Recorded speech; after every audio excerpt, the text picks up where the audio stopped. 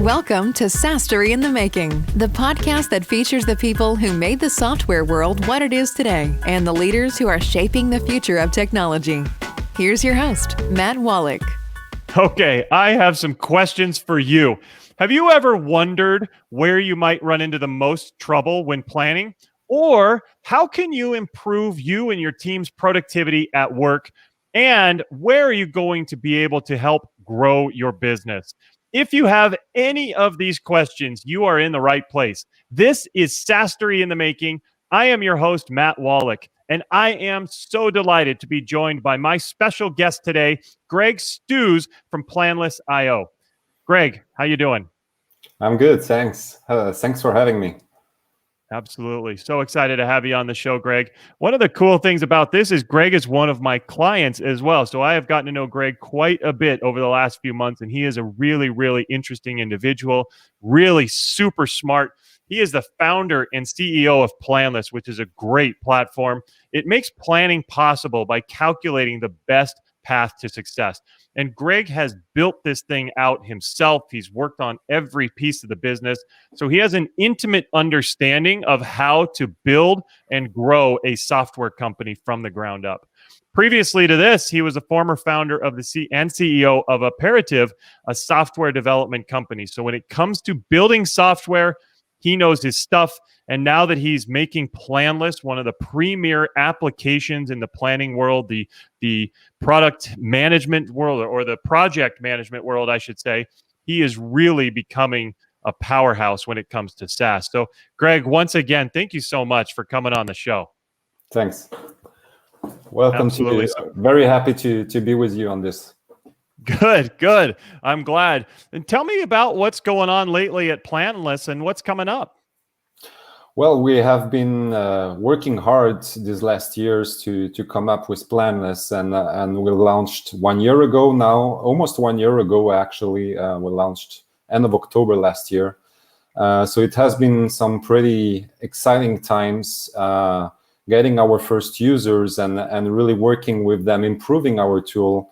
Really working closely with them, understanding how we can make our tool better for them, and really seeing the results that they're getting out of it also, which is really motivating for us to see that what we've built is really getting results to other people, and that's what drives us every day, right? Absolutely. That's part of the fun, is seeing what you've done, what you've created, actually create some positive results and create some momentum for your clients to get better and better, isn't it? It is amazing. Absolutely. That's why we're doing this job, right? That makes it all worth it, doesn't it? Exactly. So true. What gave you the idea for Planless? I mean, it's a really awesome take on the whole project management.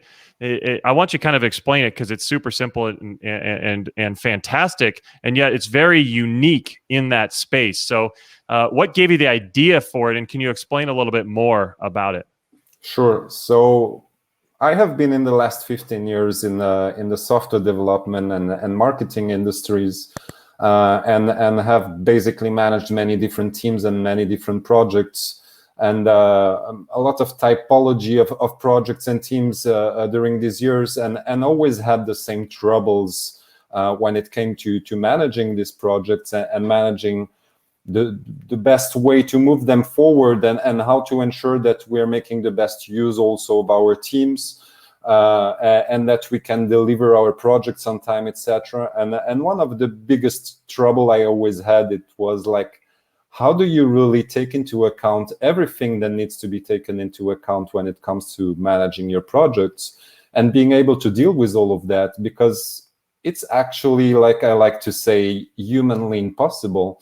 And that's the problem that I really wanted to solve. And I actually created Planless in the beginning for my own needs, and have been using it internally. But when we really came up with the algorithm and we saw what really it was capable of doing, we wanted to share that. We wanted really to have other businesses being able to access to that, because I have been personally waiting for years that one of the giants in the project management space comes up with some solutions around these problematics, and waiting, and nobody came up with solutions for that, I told myself I have to do it by myself if nobody does it, right? Yeah. And so once this came up and we saw the potential of it, we decided to share that with others, and decided to work closely with some customers during almost 2 years to really perfect the product for the public, not only for our needs but also answering the needs of other type of businesses, and that has been a fun adventure, and really happy now to make it even better, and being capable of doing that, right? Yeah, absolutely. I want to know, because you just kind of talked about you worked with your clients in order to you worked with the market in order to get to a good spot to get the product better. The term, of course, product market fit is thrown around a lot. Sometimes people know what that is. Sometimes people don't know. I think you've achieved that very well based on your success rates, which we'll get into in a little bit. But what exactly did you do, if you can dive in there? Because a lot of the people who listen to this show are trying to develop out a product, and they don't know exactly how to get that product market fit or when to know that they have it. What exactly did you do to get there, Greg? Well, that's a great question, because actually I still don't have the answer to that. When do you have product market fit? This is quite complicated, I think, to answer, and there are a lot of possible answers to this question. I really believe that product market fit needs many different things. First, you need to have customers using it and having results out of it. I think that's the primary goal, to have product market fit. But I would say it's going a bit further than that. It's also them using it and having results. And I think that you can really say that you have product market fit when they are starting to recommend you to others. And that's, I think, the key to know that you're on the right track, is not only they are using your product, but they are so happy and getting so good results out of it that they're starting to talk about you to others. And I think that we've now achieved that, because we have some very happy customers promoting us, and that's great. But the path is very difficult to achieve that. And even if you have a great product, or that you think that you have one, that's not necessarily the case for others. That's often the trap, I think, for software founders, is that this is our baby. We live and breathe every day, and we think we have something amazing. But then when it comes to translate that to others, first for them to buy it, and then for them to use it, and then for them to love it, and then for them to recommend it, there's a lot of steps there. And our process is really to not take on too many customers at once. We want to grow slowly, instead of acquiring hundreds or thousands of customers at once and not being able to work closely with them. We went really into a process of first working very closely with some customers in a closed beta, really trying to figure out all their needs, come up with a great product, launch it there, starting acquiring users from our marketing, and also trying to understand how do we approach people and how do we explain our tool to others, because we are doing something that nobody else did before. So how people do understand the value in it. And then it's also trying to keep a close relationship with your users, checking in from time to time, seeing how it goes, seeing what can I do for you to make your life easier, what would you love inside of the product, and trying to dig deep into that. It's not just taking their desires, but trying to understand really what they want to achieve from this desire, because often people don't really know what they want. They know what they want to achieve, but they don't necessarily know how. It's like, I love this analogy that you always gave to me from Henry Ford, right? If I had to ask my customers what they wanted faster horses, right? Yeah. People didn't knew that they wanted a car. And I think that's really something to think of every day with when working with customers. It's not just taking their desires in terms of features, but understanding why they want these features and what they want to achieve with that, and then trying to build something for them that maybe they didn't even thought possible. And that's exactly what we created with Planless. We did something that nobody actually never thought of. And we actually solving a huge pain through that. Yeah, absolutely. And I want to know, because your company, your product does solve a lot of pain. And so kind of piggybacking off of what you're talking about with your customers and getting to know them and seeing the insides of their businesses, where do you see companies running into the most trouble when they are planning? Well, I guessed it in the beginning from my own troubles, right? But that talking more and more with our customers and our users and people that are interested in the product, we saw that coming over and over and over again. And so we even did a study on that on the more than 900 businesses, I think almost 1,000 now. And the fact is that almost every business out there is doing what we call guest planning. So basically, what is guest planning? It's trying to figure out every day what's the best way to move forward. We basically take all the work that we have to do and try to prioritize what should be done before something else, and try to figure out with our teams through a lot of instinct, a lot of gut feeling decisions, and a lot of collaboration. Okay, what makes the most sense? How should we move forward, and what should we do next? And the fact is that we are all wanting to be more data-driven in our businesses. And when it comes to internal organization, we have no way of being data-driven. The fact is that, like I mentioned before, if you really dive a bit deeper into this problematic, this comes from the fact that planning is something humanly impossible. And people never really thought about that. And most people I talk with never thought about that.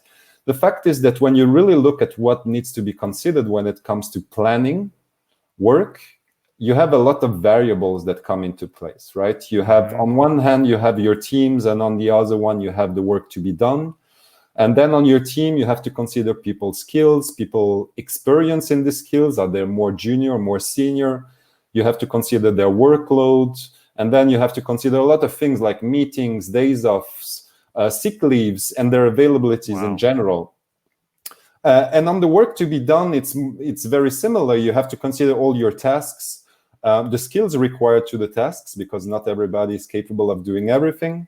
Then you have dependencies, like things that cannot start before something else is being done, right? And this can be dependencies between tasks, between phases of projects, or even between projects, depending on your business.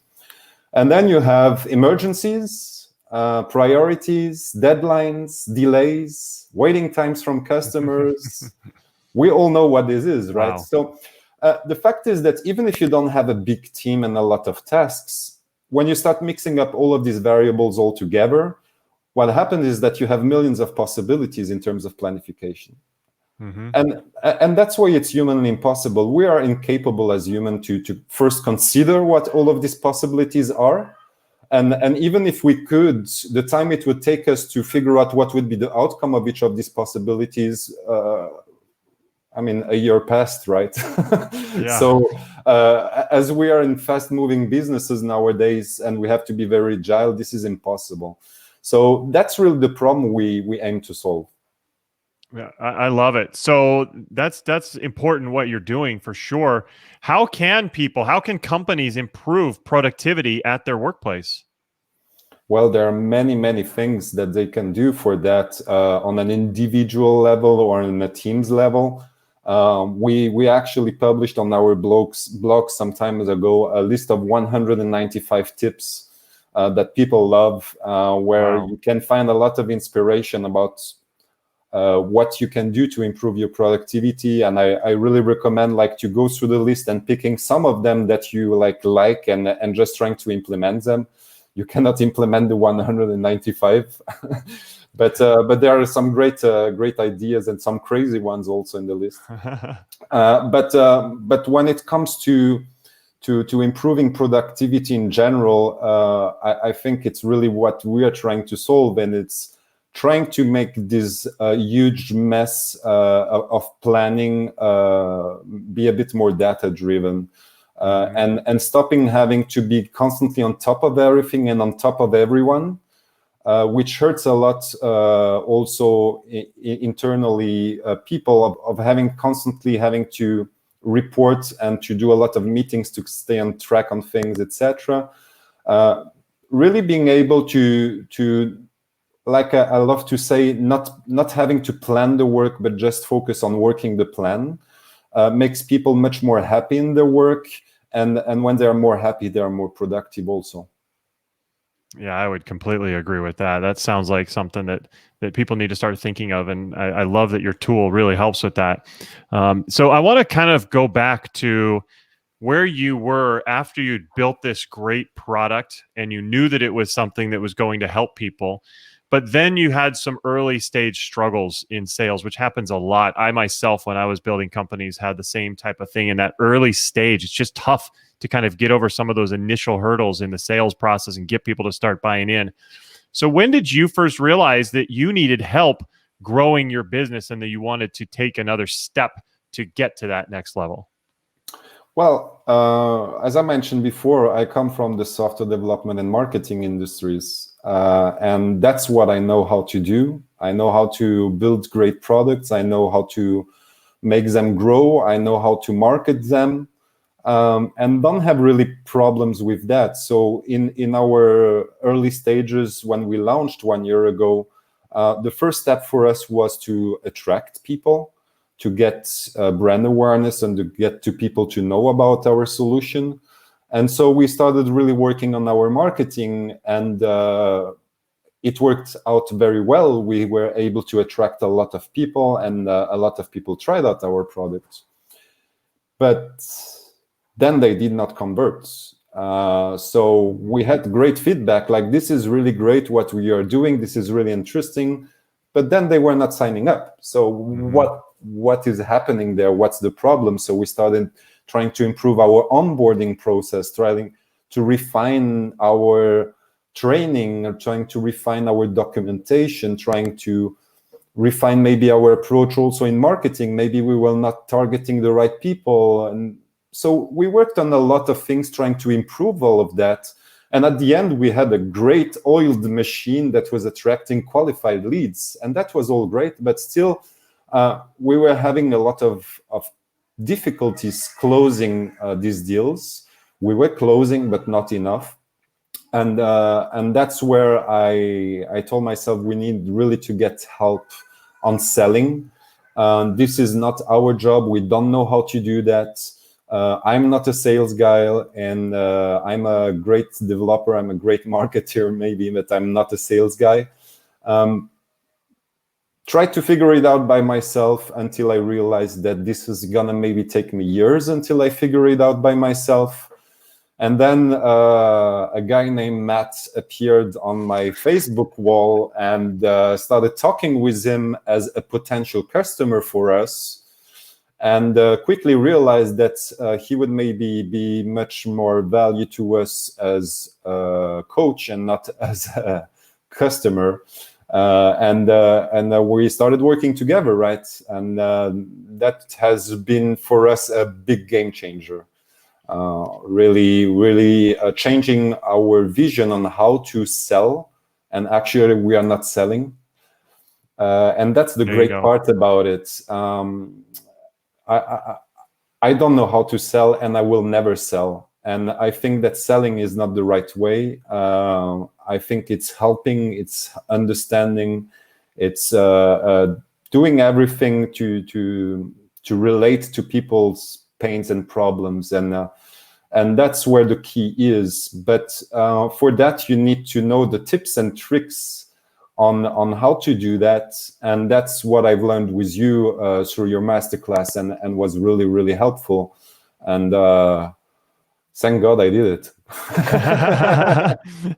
Yeah, and I love the evolution that you've made to go from thinking I need to sell, sell, sell to now you're helping people. And I love recently you even mentioned that there are certain customers, certain prospects that you talk with that you know are not a fit, and you don't try to force it.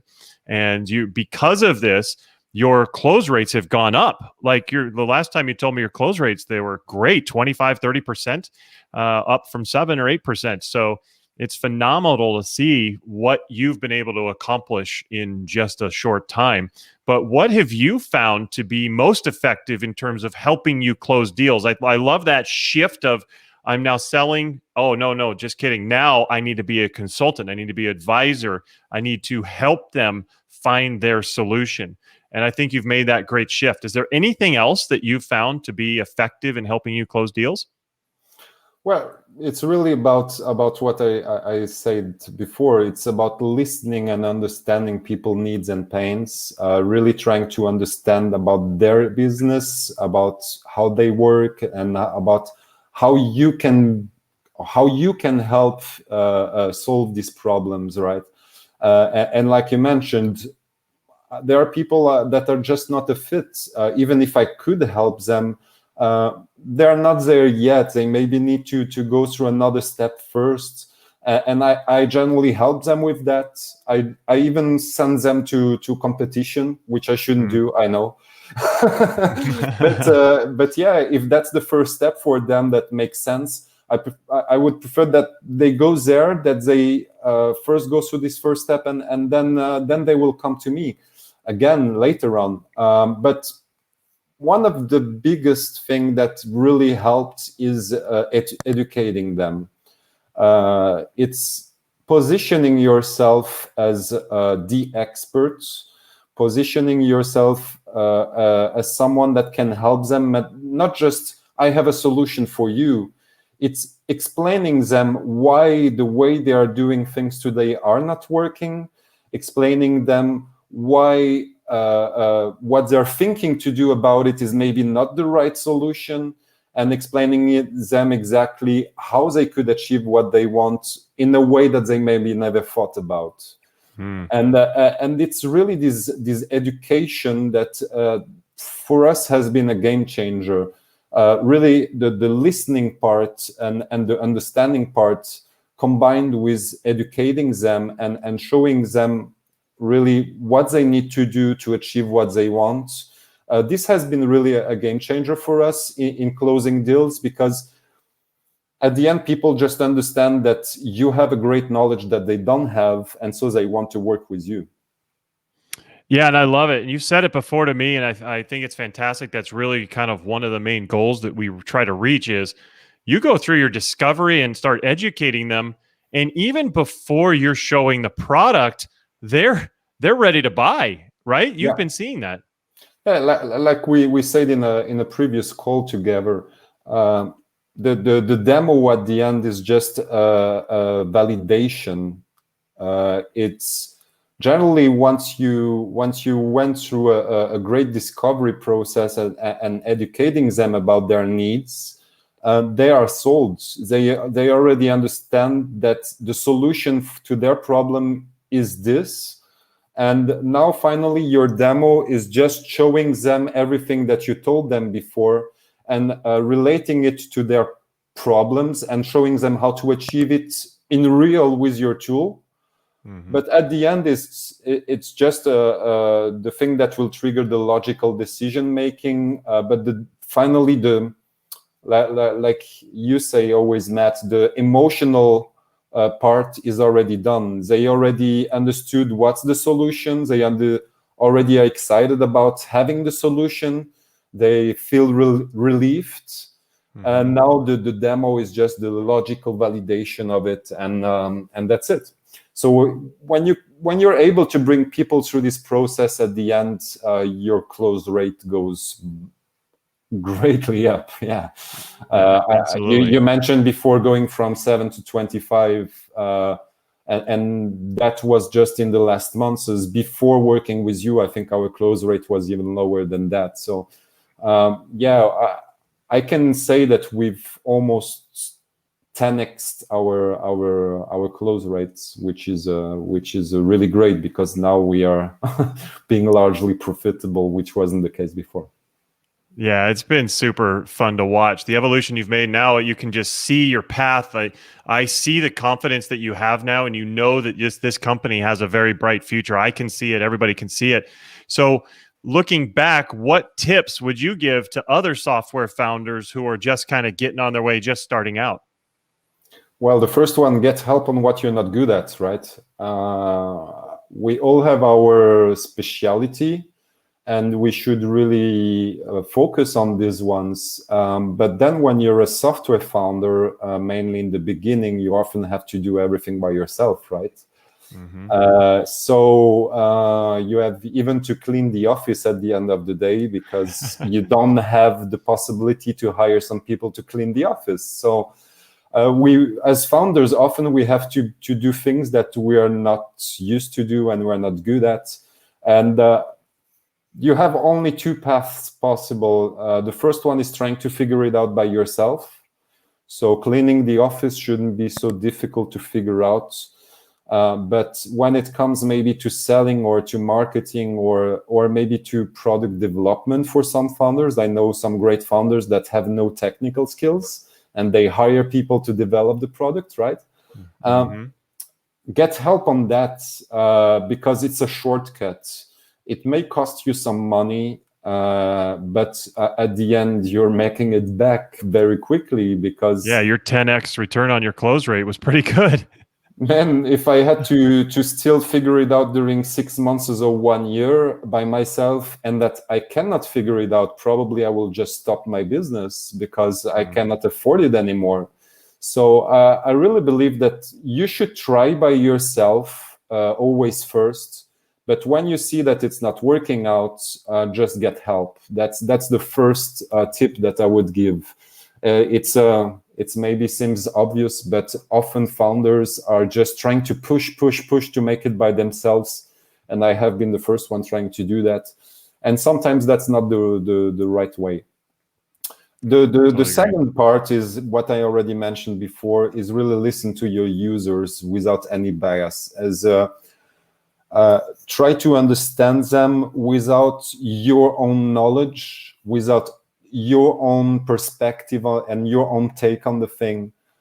Try to just listen like if you never heard about the subject before, and you're being a total newbie to it, and try to understand that as if you were dumb, right? Sometimes that's what I say is just ask questions that sometimes seems the answer sometimes seems obvious, and actually you can be sometimes surprised by the answer that people can give to you.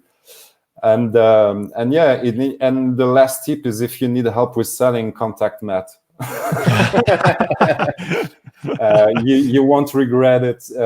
It's, for us, it has been a game changer, and I know that for others it has been also.